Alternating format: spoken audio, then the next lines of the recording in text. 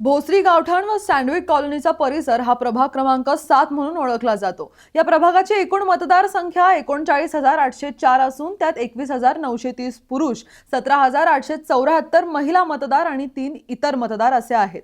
मतदारांची संख्या पाहता हा प्रभाग छोटा वाटत असला तरी येथील समस्या मात्र मोठ्या आहेत। निवडणूक विधानसभेची असो वा महापालिकेची, भोसरी गाव नेहमीच केंद्रस्थान असतं। गावकी आणि भावकी यावरच निवडणुकीच्या विजयाची गणितं ठरलेली असतात।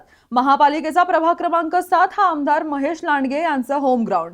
भोसरी गावठाण गव्हाणे व लांडेवाडी हा सर्व परिसर भोसरीचा कोर प्रदेश म्हणून ओळखला जातो। तर Sheetalbaug, Century, Enka Colony, Suvidha Park, Apte Colony, Sandvik Colony, Khandoba Mal आदी परिसर नंतर विकसित झाला आहे। पण काही समस्या मात्र अजूनही तशाच आहेत, ज्यांचा सामना या प्रभागातील स्थानिक ग्रामस्थांबरोबरच इतर जिल्ह्यातून आलेल्या नागरिकांना करावा लागतो। भोसरी गावठाण गव्हाणे वस्ती या भागात पाणी प्रश्न आणि वाहतूक कोंडी सारख्या विविध समस्या भेडसावतात।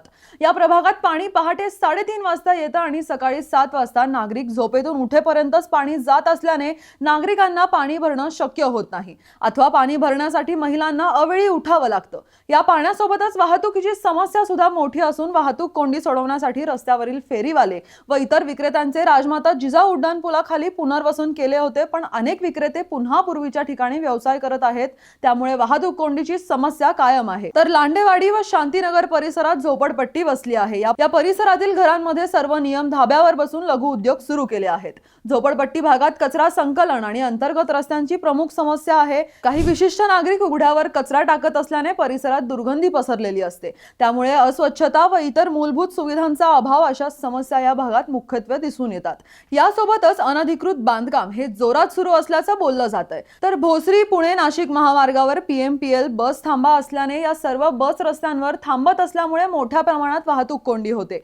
PMPLचा बस थांबा इतर ठिकाणी हलवून सेवा रस्ता मोकळा करण्याची मागणी नागरिकांकडून होत आहे।